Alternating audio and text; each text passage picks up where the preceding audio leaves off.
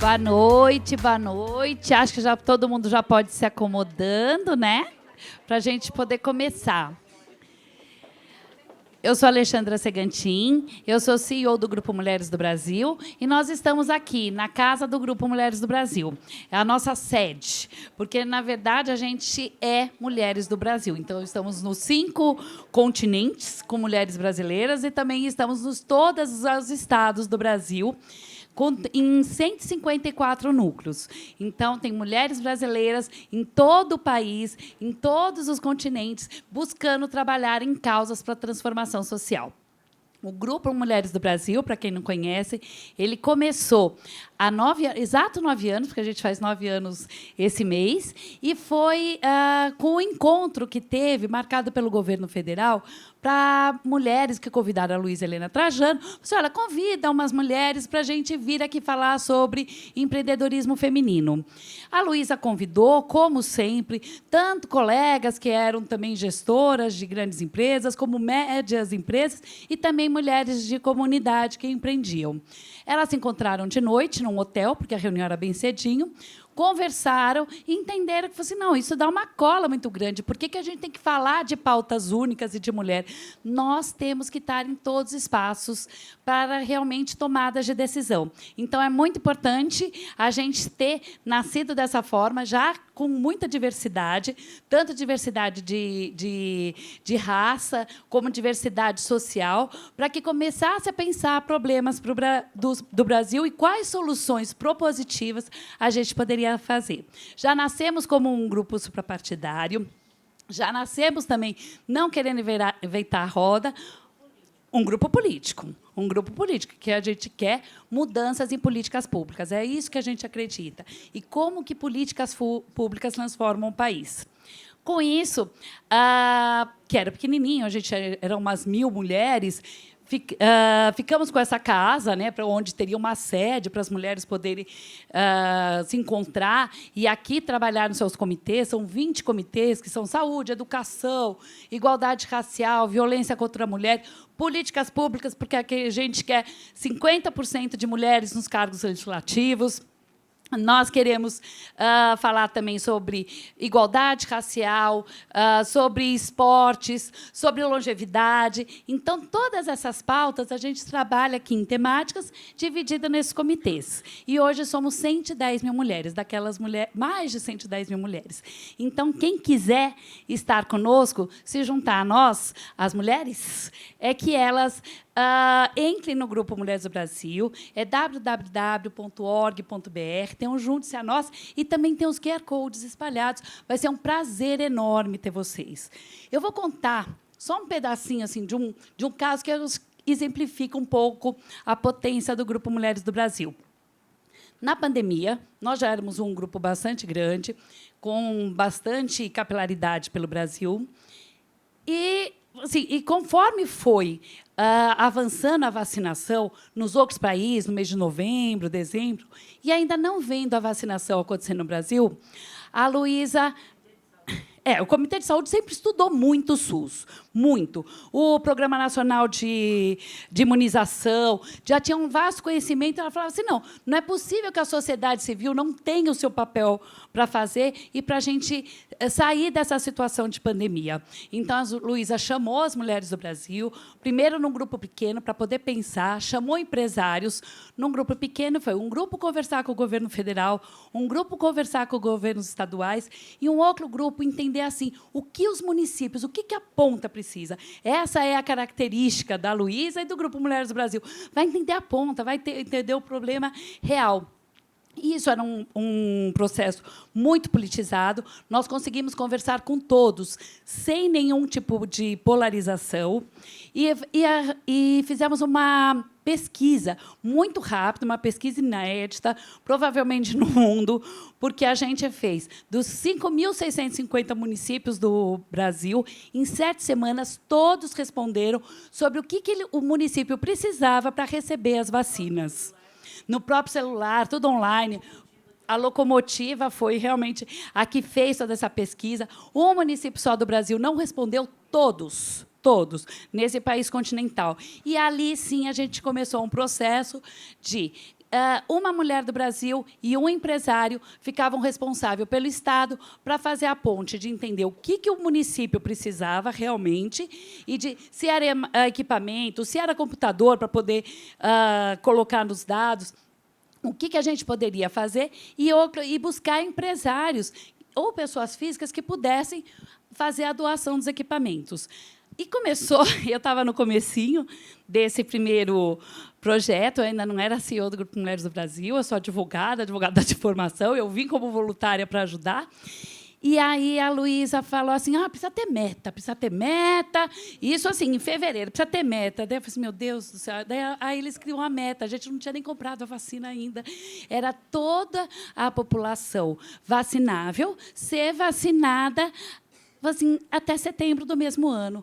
Eu falei assim, meu Senhor Jesus, que meta é essa? E, no final, tivemos, com os governos fazendo seu papel, foram mais de 4 milhões de produtos, mais de 56 milhões de reais, mais de 5 mil voluntários espalhados pelo Brasil inteiro, e realmente aconteceu, porque os governos foram fazendo as suas partes, a sociedade civil foi fazendo a sua parte. Ajudamos em várias pontes a liberar, porque todos os trabalhos continuaram, tanto dentro do governo federal, do governo estaduais, até internacionais, buscando países, conversando com embaixadas, países que tivessem com mais doses, pudessem direcionar também do Brasil, que tinha essa necessidade. Então, esse foi um grande queixa, Unidos pela Vacina. Até no Cristo Redentor a gente saiu, né, Luísa? Foi lá a imagem do Unidos pela Vacina no Grupo Mulheres e o Grupo Mulheres do Brasil, marcado no Cristo Redentor, e, com isso, a gente entende a força que tem a sociedade civil.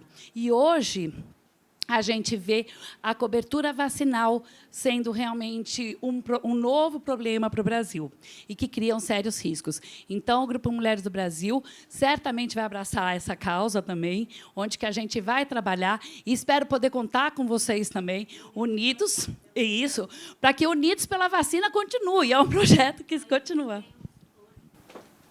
Boa noite, gente. Tudo bem? A gente transformou também Unidos pela Vacina no Unidos pela Ciência. Então, hoje a gente tem um grupo muito grande de cientistas, homens e mulheres, apaixonados por ciência, lutando, né, gente? A gente não pode não ter cientista e mulheres e cientistas ganhando R$1.000 e poucos sem nenhuma coisa. Então, a gente tem tem um site só para esse. A gente transformou todos os nossos sites para Unidos pela Ciência. E, dentro do Unidos pela Ciência, nós temos um objetivo de tratar a água, porque a água é muito responsável por muitas doenças, e a gente tem um objetivo de trabalhar as vacinações. O Brasil já foi case de vacinação, então a gente tem que ajudar novamente. Então, hoje, se vocês pegam Unidos pela Ciência, nós temos a doutora Esther, temos as reitoras do Brasil, todos os reitores, trabalhando para que a gente tenha várias frentes que estão lá. Uma é valorizar as universidades, que são as pesquisas. Vocês sabem, nós vamos viver isso, o tanto que a pesquisa é importante e o tanto que a pesquisa... Nós temos pesquisadores maravilhosos, mas que estão indo embora do Brasil porque não tem um incentivo para isso. Então, a gente está trabalhando muito dentro das ciências, e é um prazer receber vocês na casa aqui hoje. Sejam bem-vindas, com 2 livros maravilhosos, que é o grande medo de todos nós, é o câncer, né? Então, assim, trabalha com o momento mais vulnerável da gente. Muito obrigada. Então, muito obrigada a vocês. Mais uma vez, convido para que estejam no Grupo Mulheres do Brasil, as mulheres, os homens convidando, também os homens que podem entrar também no Ciências pela Saúde. Assim, já estamos um grupo de mais de 200 cientistas, para que realmente a gente possa pensar soluções propositivas. E eu também agora chamo a Ana, agradeço a Ana Drummond, que é nossa parceira, é uma mulher do Brasil, era líder de políticas públicas aqui no grupo, continua nesse conselho todo de liderança, e você poder chamar o Vencer o Câncer aqui para estar com a gente hoje. Foi um imenso prazer. Obrigada, Ana. Obrigada.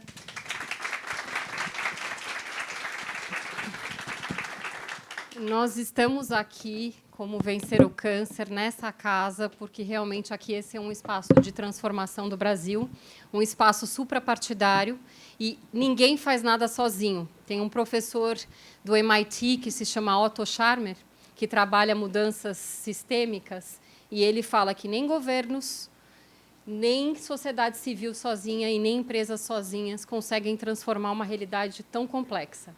A gente está falando de uma realidade que o Vencer o Câncer abraça há 6 anos. É uma instituição fundada por 2 oncologistas que estão aqui na primeira fileira, que são referência nas suas áreas de atuação, não só no Brasil, mas fora do Brasil também.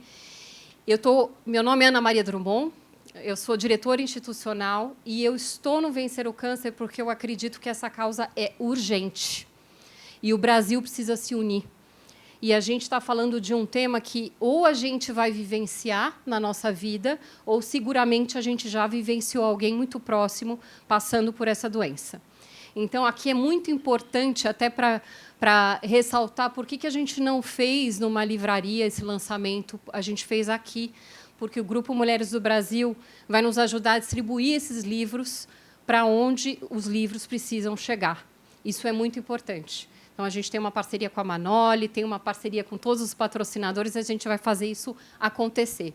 A instituição, hoje, ela tem 3 pilares. Nós estamos trabalhando exaustivamente, né, doutor Buzaide, informação de qualidade, para uma linguagem para leigos, Luísa, o que você sempre fala. As pessoas estão entendendo o que a gente está falando? Agora não sou eu, viu, gente? O presidente da Finlândia soltou uma norma. Sim. Que todas as pessoas que trabalham no governo têm que falar uma linguagem simples. Que todo mundo entende. Todo mundo entende. Que todo mundo entende. Nova Zelândia. Primeiro pilar é esse, uma linguagem que as pessoas entendam. O segundo pilar é a educação para a prevenção, para o diagnóstico precoce, porque o sistema a gente já sabe que ele não dá conta, ele já não está dando conta. Tem inúmeros projetos que a gente está fazendo para justamente fazer chegar esse tema, acabamos de fazer chegar esse tema dentro de uma plataforma de educação de professores da rede pública. Como é que o professor trabalha a prevenção do câncer em sala de aula.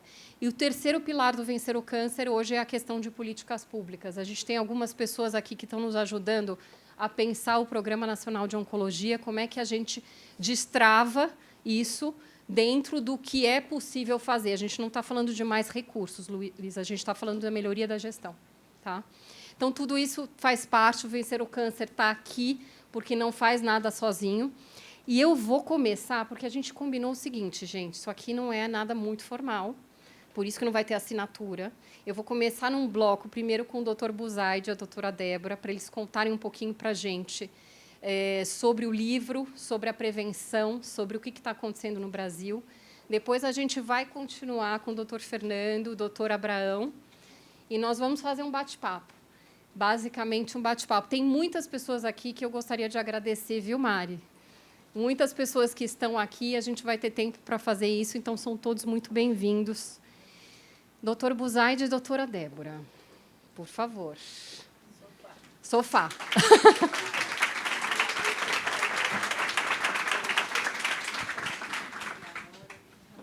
Vamos lá. Bom, em primeiro lugar, eu queria agradecer, enfim, a presença dos autores, né? Isso é muito importante. Eu queria que vocês comentassem um pouco sobre o livro, né? Por que a terceira edição, o que mudou, né, nessa realidade e, acima de tudo, falassem sobre a importância da educação desse público leigo, que a Luísa comentou, né, que é uma exigência hoje do governo da Nova Zelândia. E o diagnóstico precoce, ele é possível no Brasil?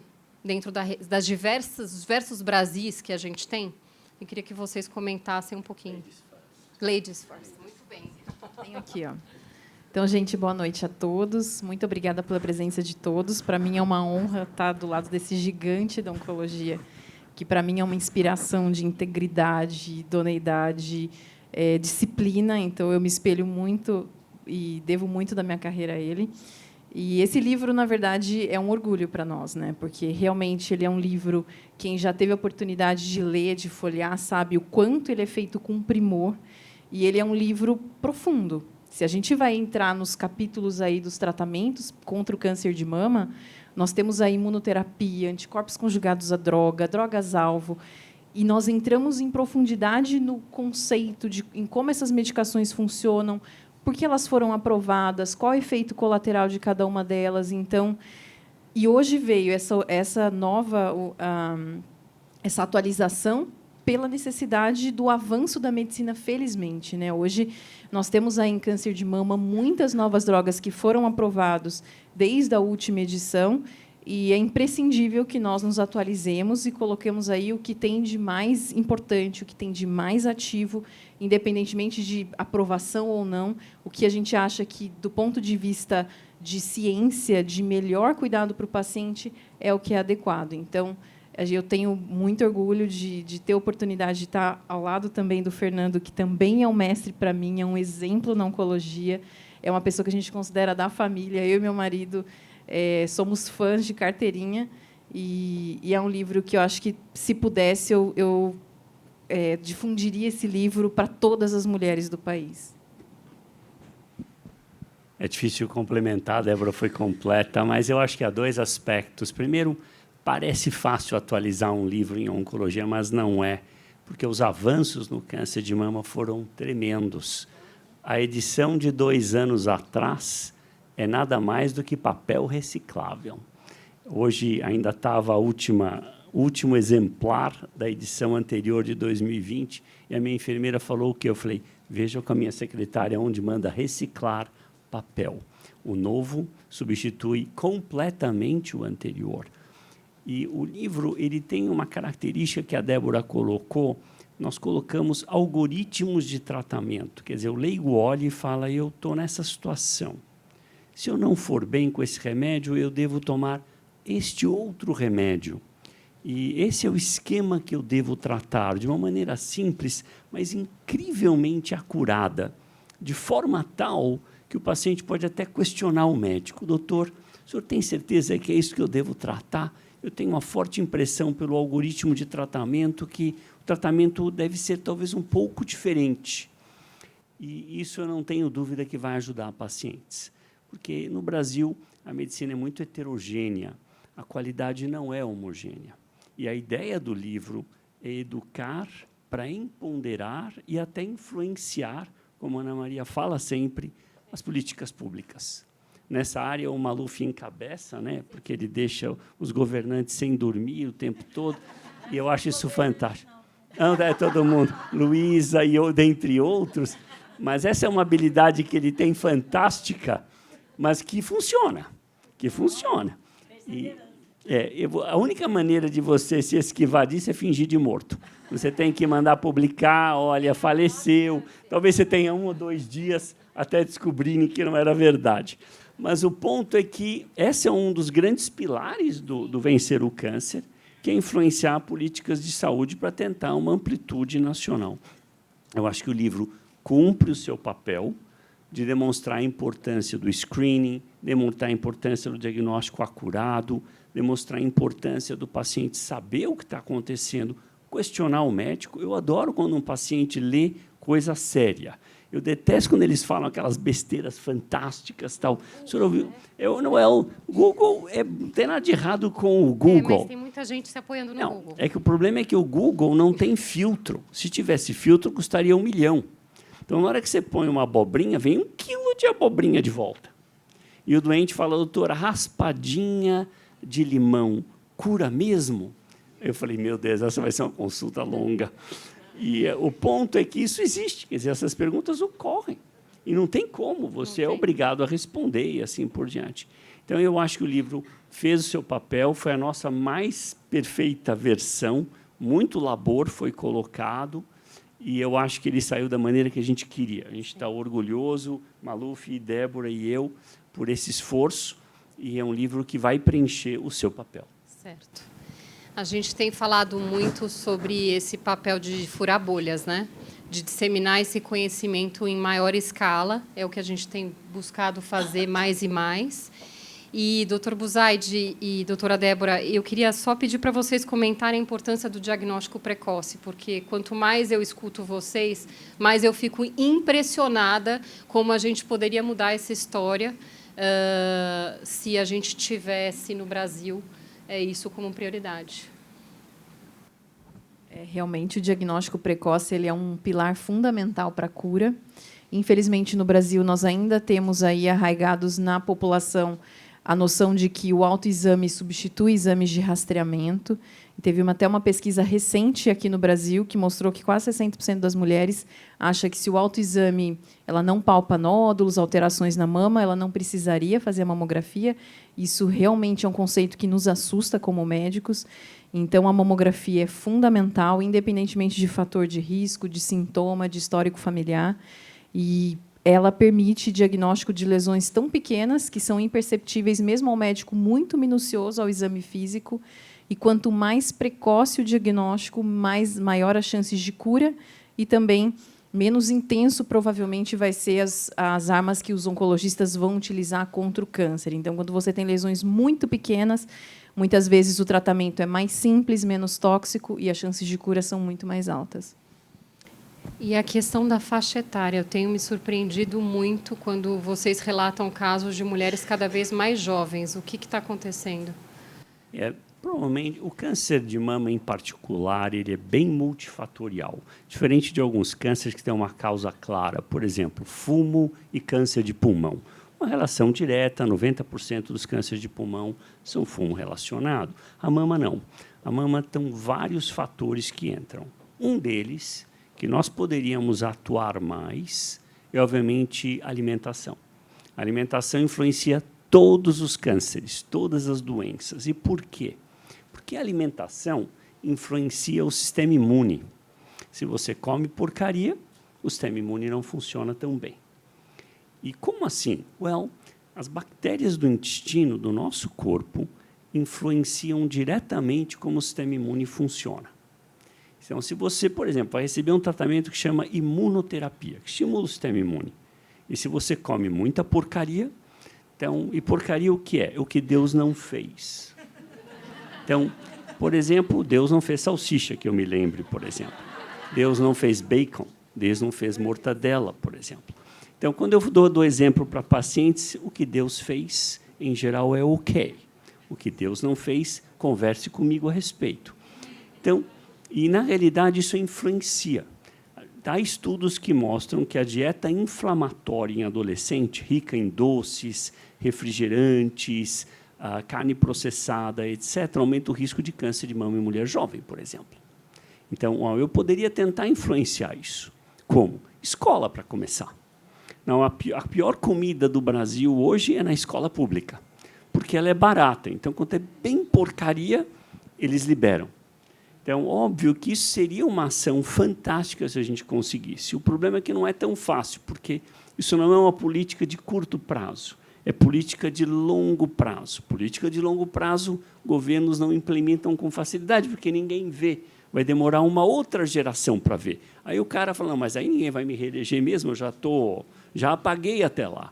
Então, eu acho que essa é uma coisa que nós poderíamos tentar trabalhar. A alimentação é um fator que eu posso mudar. Eu não consigo mudar a genética. Sim. Quer dizer, eu não nasci como Brad Pitt. Não vou virar Brad Pitt, não tem mais como arrumar isso. Mas eu consigo ficar saudável se eu me alimentar adequadamente. Tá certo. Muito bom. Alguém tem uma pergunta assim do tipo, não vou conseguir esperar até o final? Ou podemos seguir? Podemos seguir. Então, tá certo. Olha, eu queria agradecer vocês, porque o que a gente fez aqui é justamente uma pílula de conhecimento, mas o nosso compromisso fica de disseminar esse trabalho, essa obra que vocês fizeram, que eu acho que foram 6 meses de trabalho, né? Reunindo diversas pessoas. E, então, a gente tem muita honra aí de trabalhar com o grupo, essa estratégia de disseminação para fazer chegar em hospitais do SUS, fazer chegar em hospitais filantrópicos. Nós vamos bancar tudo isso. Então, Vencer o Câncer cumprindo a sua missão. Então, muito obrigada. Nós vamos seguir aqui. Vamos fazer o bloco 2. Obrigada.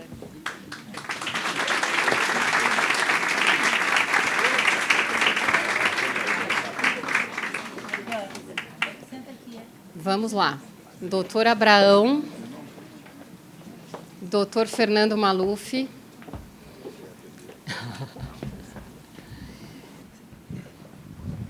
Obviamente, queria que vocês que trabalharam nessa publicação comentassem a importância desse tema. mas eu gostaria de, depois, num segundo momento, que a gente conversasse um pouco sobre políticas públicas, porque é isso que a gente está conversando todos os dias no Vencer o Câncer, e eu acho que é importante trazer aqui essa discussão. Claro. Bem, para mim é uma honra poder estar aqui ao lado do meu mentor profissional, ao lado dos maiores oncologistas do país, para discutir um pouco sobre um trabalho tão importante que é o trabalho de disseminar conhecimento. Eu acho que esse é o pilar maior do Instituto e o pilar que o Instituto cumpre com uma soberania muito grande. Assim, sem dúvida nenhuma, hoje, o Instituto é o maior disseminador de conhecimento de qualidade para pacientes. Então, eu acho que isso é um mérito incrível. E quando a gente pensou, né, chefe, para construir esse livro, a grande questão é que já existia um livro falando sobre o tumor mais comum no homem, o câncer de próstata. Já existia um livro falando sobre o tumor mais comum na mulher, o câncer de mama. Mas faltava um livro para falar sobre os tumores do intestino, que vem crescendo cada vez mais e que hoje já se comportam aí nos principais lugares do Brasil como o segundo e, olhando no global, o terceiro principal tumor. Então, eu acho que esse livro é um livro muito importante porque traz informações de prevenção, informações de rastreamento, informações de tratamento e faz com que os indivíduos, as pessoas estejam munidas de dados que, sem dúvida nenhuma, são dados que podem fazer a diferença na vida dessas pessoas. A gente está falando aí de tumores, quando a gente pensa em tumores de intestino, esses tumores podem levar 10 anos para se desenvolver. Então, é fundamental que você tenha estratégias de rastreamento, estratégias de prevenção dessa doença, porque, sem dúvida nenhuma, prevenir é muito melhor do que tratar, e tratar precocemente é muito melhor do que tratar em fases mais avançadas. Então, meu muito obrigado, em especial, Dr. Maluf. O Abrão, na verdade, ele foi quem construiu esse livro, né? E eu revisei o conteúdo, mas o Abrão que montou todo esse pilar do livro, teve contribuição de 2 outros titulares, o time, o Dr. Pedro Zon e o Dr. Fábio Cáter. E esse livro ele segue um padrão da série Vencer o Câncer, onde a gente procura, como o Buzaide falou, com profundidade médica, passar informação que qualquer tipo de pessoa não médica vai conseguir absorver. E essa é a grande dificuldade, é como traduzir ciência para uma coisa simples e fácil.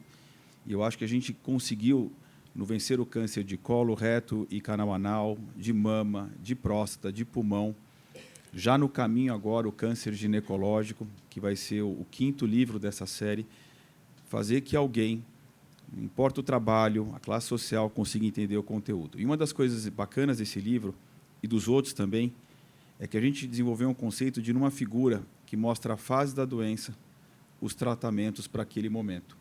Porque o leigo tem dificuldades às vezes, de entender por que alguém conhecido foi tratado de um jeito e alguém foi tratado de um outro jeito. Isso não tem a ver só com o tipo do tumor, mas com a fase da doença. Então, a gente conseguiu, numa figura, que você bate o olho numa página, entender qual é o tratamento para fase 1, fase 2, fase 3, fase 4. E a segunda parte importante desse livro é que, diferente de câncer de ovário, que a gente pode tentar prevenir com estilo de vida diferente, diferente de câncer de pâncreas, que a gente pode prevenir com estilo de vida diferente, esses 2 tumores não têm um bom exame de rastreamento, nem ovário, nem pâncreas.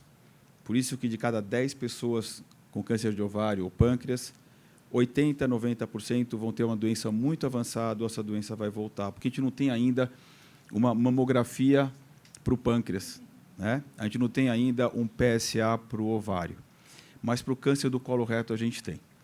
E a gente consegue, com a colonoscopia, reduzir mais de 80%, 85% a chance de alguém desenvolver um câncer de intestino.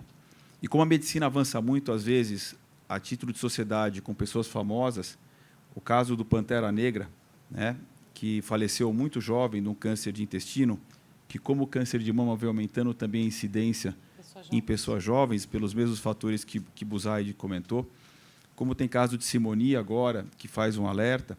Então, essas pessoas vão criando um alerta para a sociedade e a gente encaixa, então, esse livro mostrando que esse é um câncer, não vou dizer sempre, mas quase sempre prevenível. E essa é a beleza disso. a gente consegue literalmente reduzir para 70%, 80% para menos a incidência de câncer coloreto, se a gente seguir as recomendações básicas, e essa é a parte importante que a gente não tem ainda, nem câncer de ovário e nem câncer de pâncreas, por exemplo. Nós vivenciamos aqui no Vencer o Câncer, o ano passado, um trabalho em relação à quimioterapia oral. A Luísa acompanhou, nos ajudou a pensar em estratégias, e a gente, de forma inquieta, pensou o seguinte: nós estamos conseguindo melhorar o acesso para as pessoas que têm plano de saúde e as pessoas que não têm plano de saúde. Então, isso é uma coisa que a gente dorme pensando, a gente acorda pensando. Eu queria pedir seus comentários sobre o que a gente está fazendo, o que a gente pode fazer e como é que a gente pode replicar as experiências que a gente já adquiriu. Assim, antes de falar disso, a Luísa nem sabe, né, e nem pede para falar, a Luísa é discreta, mas a Luísa foi fundamental em fazer isso chegar onde chegou. Ela foi fundamental. Com uma ligação, ela fez a gente andar 10 quilômetros para frente, onde a gente estava literalmente parado, sem movimentar 1 centímetro por mais de 4, 5 meses. Né? Então, a Luísa foi super importante nesse processo. O que eu acho é o seguinte: eu sou filho de engenheiro, então eu tenho um pensamento um pouco matemático. O Brasil tem 230 milhões de pessoas, 600 mil casos novos de câncer, talvez mais ou menos 5 a 6 milhões de pessoas que tiveram câncer e estão vivas. Mas, basicamente, nós temos 220 milhões de pessoas, 225, que não têm câncer e não tiveram câncer. Então, matematicamente, o Instituto Vencer o Câncer ele tem que ter um olhar muito mais para a promoção de saúde, além do olhar para a cura de doença. Então, isso é um ponto que, matematicamente, o impacto é maior do Instituto. Como filho de engenheiro fazendo conta, a economia que se faz prevenindo em relação a tratando é da ordem de 1 para 20. Então, o impacto é maior e o custo é muito menor. Então, nesse sentido, numa cabeça mais ou menos pragmática que nós, do Instituto, temos, Buzaide, eu, toda a direção coordenada por Ana, a gente começou a trabalhar em programas de prevenção, porque a gente vai ser mais útil em termos de amplo espectro do que só tratamento, e mais barato. Então, a gente caminhou com o programa da Tarja Verde, que era a educação das crianças de uma dieta adequada. Envolveu pais, avós, educadores, de uma dieta melhor, e envolveu o governo, com barateamento do preço, porque, como o Buzaide falou, comida ruim é mais barata, comida boa é mais cara, colégio. Só que isso foi, infelizmente, solapado, porque começou a entrar a pandemia e aí bagunçou. Aí é a fome. Então, não dá para discutir. Aí não dava para discutir. A gente caminhou em paralelo com o programa do HPV, da vacinação. Porque estilo de vida envolve dieta saudável, exercício físico, mínimo ou pouco álcool, 0 cigarro, controle do peso. Basicamente, são essas 5 coisas. Isso previne não só câncer, previne um caminhão de outras coisas. Mas aí tem o segundo bloco, que são as vacinas. Então, HPV, por exemplo, 90% a 95% dos cânceres de colo de útero são pelo HPV. Um estudo sueco com mais de 1.400.000 mulheres mostrou que a vacinação reduz em aproximadamente 90% a 95% o câncer do colo de útero. Só que 30% das meninas se vacinam e, menos do que isso, dos meninos se vacinam, porque o menino que com HPV, além de transmitir para a menina, pode ter câncer de pênis, de canal anal como a menina, de garganta, e a mulher de colo de útero e vulva. Então, nesse sentido, a gente pensou em campanhas de prevenção focadas na vacinação, porque é algo simples, não falta no país, Luiz, a vacinação. Nós temos vacina e nem gente para vacinar. E aí, então, nós começamos a trabalhar com isso. E eu sempre falo assim, que num país pobre que nem o nosso, não adianta ter ideias muito difíceis, muito complexas e muito caras, tem que ter ideia criativa. Então, nós estamos começando a trabalhar agora num projeto de como que a gente vai vacinar as crianças do país. E não é que as crianças não são vacinadas porque o pai tem preconceito. A maioria nem sabe que existe. Não é assim, não quero vacinar porque tem que falar sobre... Vou vacinar sobre um vírus que passa pela relação. Então, nós estamos trabalhando num projeto e quebrando a cabeça de talvez fazer isso dentro do colégio. Porque hoje quase todas as crianças do Brasil estão no colégio. E aí elas receberiam a vacina no braço, meninos e meninas, para o futuro, esse é um câncer literalmente erradicado da humanidade. A gente tem o poder de erradicar, pela primeira vez, um câncer da humanidade, e câncer de colo de útero é o primeiro câncer que, se a gente fizer um bom trabalho, vai ser. A Austrália fez isso, né? A Austrália é um exemplo. É um exemplo. O terceiro projeto que nós estamos trabalhando é um projeto de educação física, não só para a recuperação de pacientes doentes, mas para a promoção de saúde em praças públicas. E uma outra coisa que a gente aprendeu é que a solução tem que ser simples, você tem que ter colaboradores potentes, porque o Instituto Vencer o Câncer, quando a gente apresenta, parece que a gente é grandão. Não, nós somos um ovinho, mas gente com vontade de ajudar, mas é um ovinho. Então, a gente precisa de gente para ajudar a gente. Isso a gente aprendeu. E gente como vocês para colaborarem e nos ensinarem, nos mostrarem caminhos que a gente está aprendendo ainda. Então, esse projeto do exercício físico é um outro pilar do Instituto Vencer o Câncer que a gente tem trabalhado bastante. E, por último, falando de tratamento, que aí nós estamos falando dos 600 mil novos casos por ano, dos 600 mil, 450 mil estão do SUS. E aí, entre um monte de coisas que a gente tem feito, como você sabe, Luísa, eu só vou dar um dado. A gente está fazendo um levantamento agora de um banco de dados comparando o SUS e não SUS, de colo de útero, endométrio, ovário, próstata, rim, bexiga e cabeça e pescoço. O primeiro dado de próstata foi o primeiro que saiu para nós fresquinho. A chance de um brasileiro no SUS de sobreviver de um câncer de próstata, numa fase precoce, não é nem avançada, é a metade de um paciente que está na rede privada. Metade. A gente nem viu dos outros ainda. Então, o problema não é falta de medicamento. O problema é que o brasileiro e a brasileira com câncer precoce é tratado paliativamente no país, sem tratamento curativo numa boa parte dos lugares.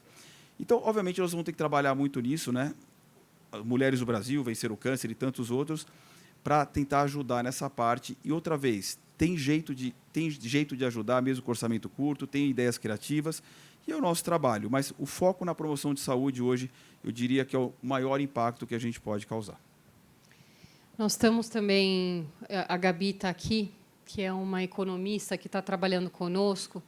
A gente está estudando a questão de compra centralizada no Brasil de medicamentos. Isso é uma outra área que o Vencer o Câncer está estudando para ver como fazer mais com os mesmos recursos. E é possível, né? Através de vários estudos que a gente fez, Gabi. Então, o que a gente se propõe a fazer é otimizar os recursos que já existem no sistema, em primeiro lugar. Tá? Então, agora, na realidade, o que a gente queria convidar vocês, eventualmente, a fazerem perguntas, se quiserem, continuarem esse bate-papo de uma forma aqui, no evento, como a gente vai fazer. Mas, se não quiserem fazer perguntas agora, a gente pode fazer depois. Eu queria perguntar para a Luísa se ela quer falar alguma coisa. Porque, Luísa, sabe por quê? Há muito tempo você instiga não só o Vencer o Câncer, a todas as instituições, a pensar em soluções que sejam replicáveis num Brasil diverso.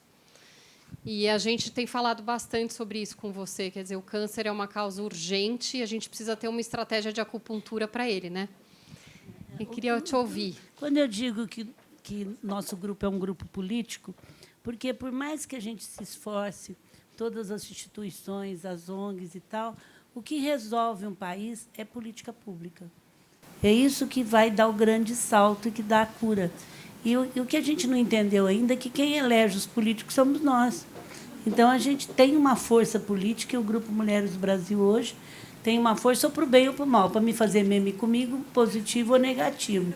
Mas tem uma força muito grande. Eu acho que é melhor o doutor Maluf contar a nossa luta, que a gente não conseguiu aprovar uma coisa que era lógico lá dentro. Então, acho que é melhor até ele contar isso, para a gente entender que nós vamos até um ponto, minha gente, mas é políticas públicas que resolvem. Então, a gente lutou muito, trabalhamos, pautamos isso. Ele lutou, assim, que eu nunca vi igual. Ele foi para Brasília, ele lutou, a gente lutou, e não conseguimos aprovar por um processo que existe. Agora, se a gente tivesse a população do nosso lado, junto com as mulheres do Brasil, é nós que pautamos, independente de quem está lá. E por isso que a gente quer, se der, depois eu passo para vocês, a gente quer 50% de mulheres daqui 4 anos no Senado, deputado federal, deputado estadual e vereadoras, pula para 50 a nossa proposta, e os homens estão tudo conosco, porque já que vocês querem mudar, então vou mudar para a mulher. E aí elas estão em grande... Então, eu queria que o doutor Maluf contasse.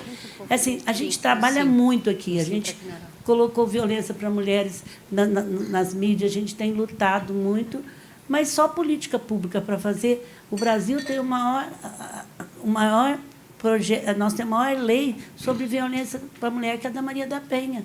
Mas nós temos que fazer. As delegacias das mulheres fecham às 5 horas, sendo que a coisa acontece de madrugada. Então, não precisa gastar dinheiro com delegacia.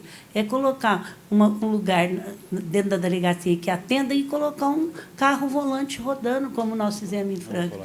A gente montou uma delegacia da mulher lá, maravilhosa.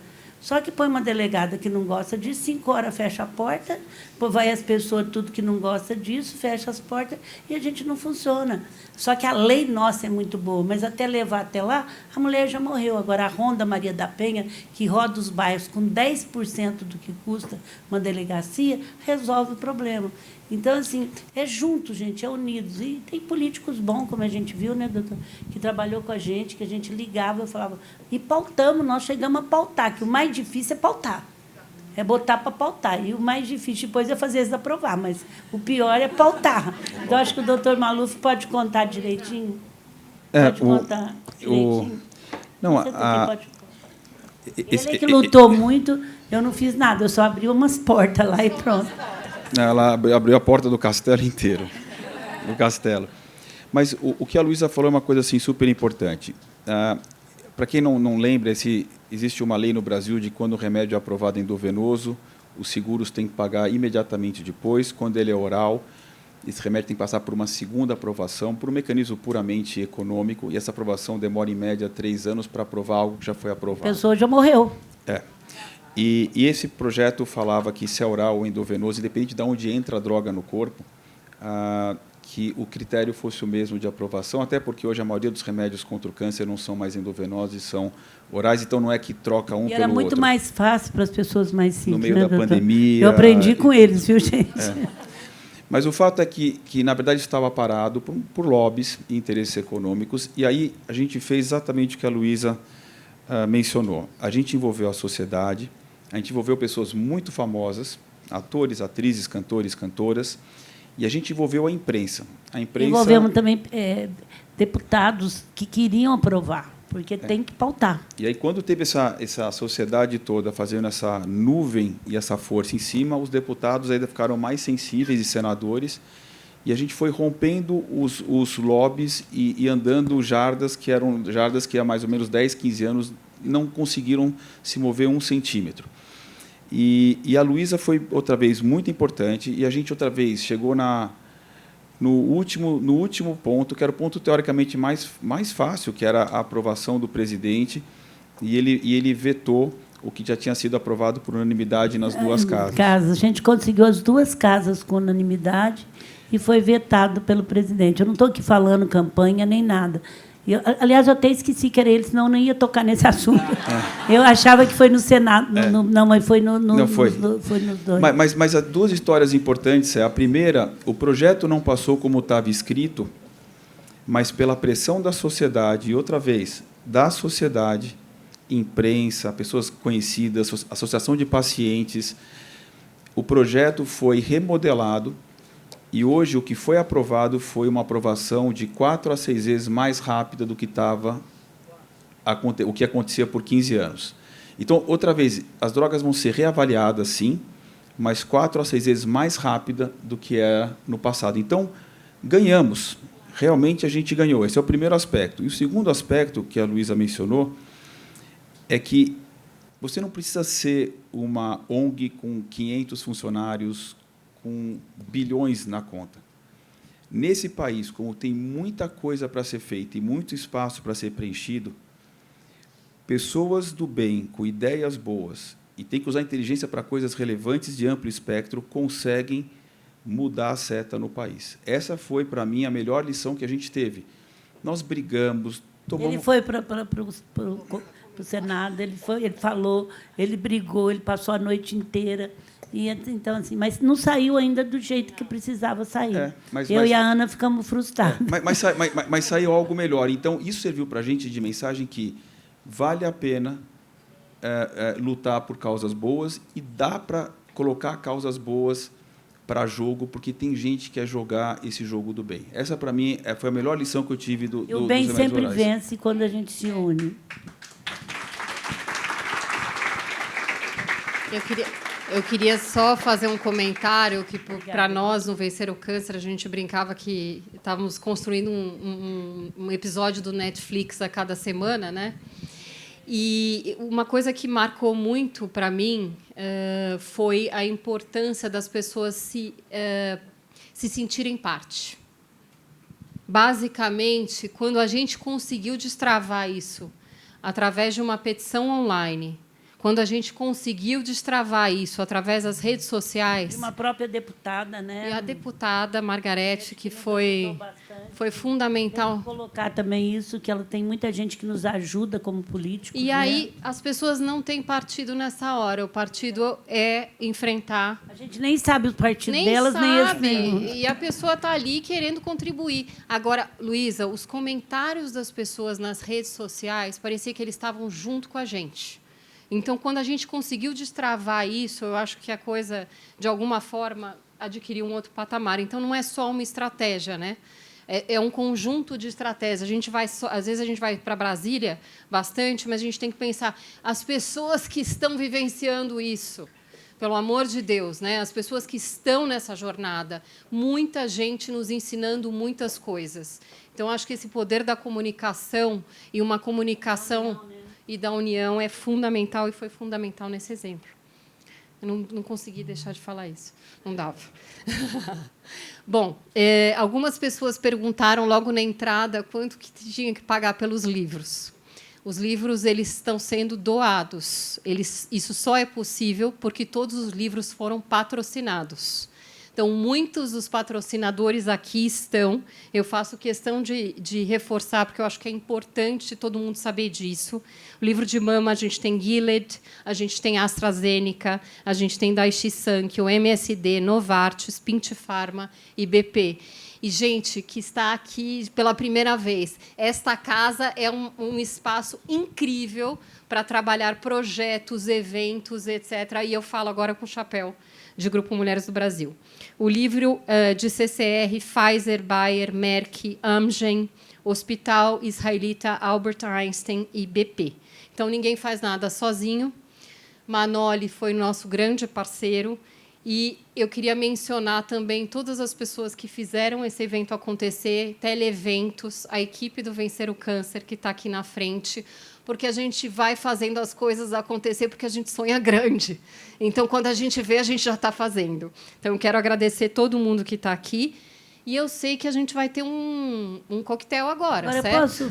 Acho que é muito importante as mulheres do Brasil se envolver. E nós temos muita comunidade, gente. A Marisa coordena movimentos de comunidade. Nós temos que fazer chegar às comunidades mais pobres, isso, Marisa. Mas fazer um programa para chegar. Inclusive, a gente poderia ter convidado elas para estarem aqui hoje. Eu acho que faltou isso. Vocês não imaginam, o Grupo Mulheres do Brasil começou com comunidade. Eu não acredito que movimentos não tenham mulheres de comunidades, que representam 60% dessa população. E, doutores, quando elas vêm aqui, elas participam de igual para igual, são umas guerreiras. A gente traz até paga para trazê-las nas nossas reuniões, assim, ônibus e carros e tudo mais. Então, eu acho, Ana, que merece fazer a Marisa convocar uma reunião e a gente fazer um estudo desse livro nas comunidades. Eu também sou muito amiga do pessoal que movimenta as comunidades do Brasil inteiro, porque quem precisa, vocês concordam que as mulheres de comunidades precisam muito, e elas são muito rápidas para aprender. Muito. Acredita nelas, elas são muito fortes. Então, eu posso falar com o Gilson, com o não, o Gilson, eu sei, eu estou falando... O Edu Lura é mas a gente pode falar com as comunidades que hoje o Preto Zezé, que acabou de mandar um e-mail agora mesmo. Então, a gente fala para que eles possam mobilizar, junto com as mulheres do Brasil, que tem em tudo quanto é lugar, para que a gente possa... Vocês concordam ou não? Para sair Sim. daqui também muito clara do que nós temos que trabalhar. A vacina só funcionou, gente, que a gente pôs as mulheres de comunidades a nos ajudar. Sim. Elas nos ajudaram muito a levar para vacinar, a pregar que a vacinação não fazia mal, não virava jacaré, não virava isso tudo. Elas nos ajudavam no bairro. Não, é verdade, elas faziam campanha nos bairros para poder nos ajudar. Então, eu acredito muito nessas mulheres nossas de comunidades, que está esparramada pelo Brasil todo. Eu cheguei de Belém agora, tem em Belém também, para que a gente possa, já que é gratuito o livro, mais uma forma da gente fazer, ler e até fazer igual a gente fez. As pessoas faz uma resenha do que estudou, do que leu, manda para a gente faz concurso da melhor resenha, dá prêmio, faz essas coisas, entendeu? Nas delegações... A nossa área de cultura fez isso durante muito tempo. Cada preso que lê livro, ele tem 4 dias só que tem que ter alguém, eles fazem a resenha, e nós tínhamos mulheres que lia para ver se eles tinham... Lia mesmo. E depois essa lei foi extinta de novo, que nós estamos lutando para voltar. Então, assim, é muito importante a gente pensar até num trabalho para fazer, para que a melhor resenha... Para levar para a prática. Para a prática. Tá certo. Eu queria terminar deixando que tem que sair daqui com alguma coisa prática, Sim. fazer acontecer. Sim. Mas parabéns a vocês, gente. É muito trabalho, viu? Muito trabalho, é muita vocação. Obrigada. A gente tem a Sueli, que está lá no fundo, está quietinha, mas ela já... você sabe que ela é rápida, né, Luísa? Então, a gente já pediu... a gente tem 1.400 livros que a gente vai trabalhar junto com o Comitê de Saúde e junto com os núcleos para fazer uma distribuição qualificada. A Marisa ajuda a gente a coordenar os núcleos de comunidade. Vamos botar nelas primeiro? Vamos colocar nelas que têm pouco acesso, Marisa? Pelo amor de Deus, deve. Eu vou lembrar aqui, Marisa, você foi naquela ação Conhecendo a Si Mesmo, né? Lembra? Claro. Então, a gente fez no Comitê de Saúde... Era líder de saúde. Então, Marisa era líder na época. A gente fez no Comitê de Saúde, lá no começo, uma ação que chamava Conhecendo a Si Mesmo. A Glória a gente comprou um protótipo do corpo feminino, ia na comunidade, a gente foi através da UBS, e chamava as mulheres para virem lá, e dava uma aula do que era, mostrava todos os órgãos, como era, quais os riscos, né, por onde vinha a doença, por que vinha. Então, eu acho que essa conscientização na comunidade com as mulheres é super importante. Começa por aí, né? O problema é que tem uma resistência muito grande. Às vezes, o marido não deixava elas descerem para ir na aula, lá, para ouvir. Não deixava fazer o exame, né? Então, é uma barreira muito grande que tem que ser quebrada, mas eu acho que... Lembra, Marisa? A Marisa acompanhou isso muito bem lá, e o resultado... Olha, a gente foi muito bom o impacto. É uma parceria que a gente estabeleceu na época, o Drauzio Varela estava com a gente, mas é uma união de tudo, né? É a questão do contato com a saúde, com a Secretaria de Saúde, por meio das UBSs, junto, obviamente, naquele momento era Grupo Mulheres do Brasil, e que poderia, por exemplo, ter Instituto Vencer o Câncer. Dá para a gente fazer algo escalável, porque hoje, até pensando no que a Luísa falou, hoje a gente está presente, tem contato com todas as municipalidades. Então, isso a gente pode rodar o piloto e depois escalar, entendeu? Porque, claro, é um trabalho de advocacy bem forte, né, óbvio, mas dá para a gente fazer isso e multiplicar, porque, em termos de Grupo Mulheres do Brasil, a gente tem tanto as lideranças quanto as comunidades, em termos das municipalidades, os contatos de todas, e, obviamente, se vencer o câncer. Então, dá para fazer essa triangulação e a gente rodar isso de uma forma na prática, na ponta. E na escola também. E na escola também. Alguém tem alguma questão que queira trazer, ou a gente vai para o coquetel e vai conversando e continua?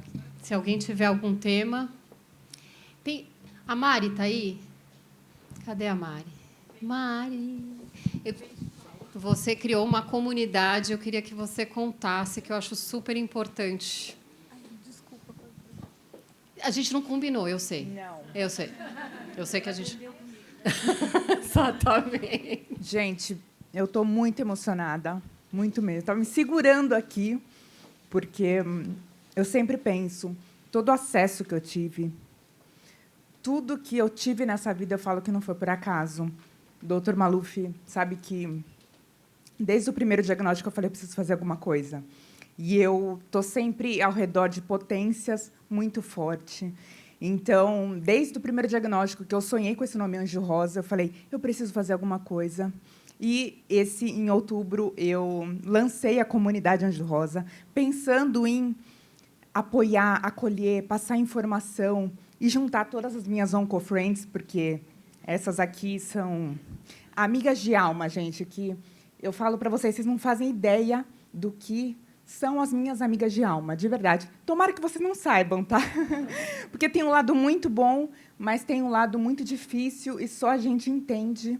E estar aqui com potências, com pessoas que fazem a diferença.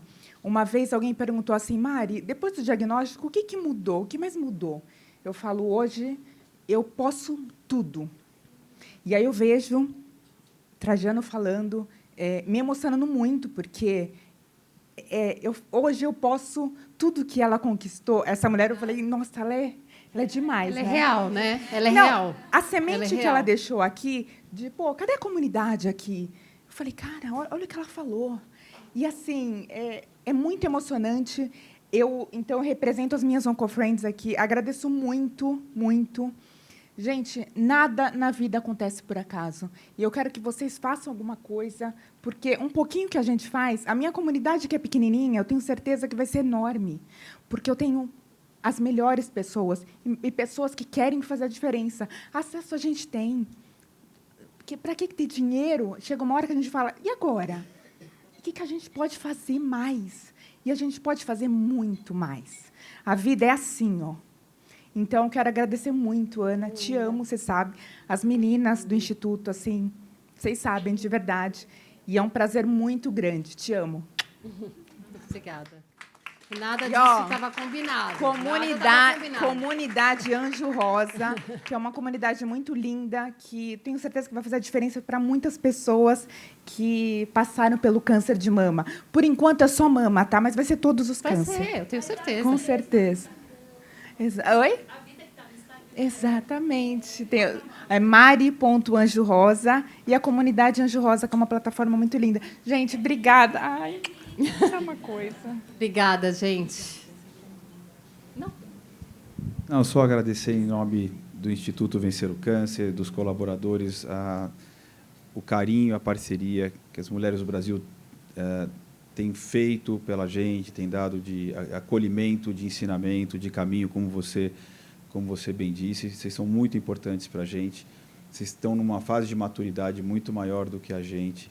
E a gente continua aprendendo com vocês, e a gente continua seguindo o bom exemplo que vocês têm feito para o país, numa área um pouquinho diferente, mas que, obviamente, tem muita coisa em comum. E realmente, meu super, super obrigado, Luísa, em nome de todo o teu grande grupo. Viu? Muito obrigado. Trabalho sem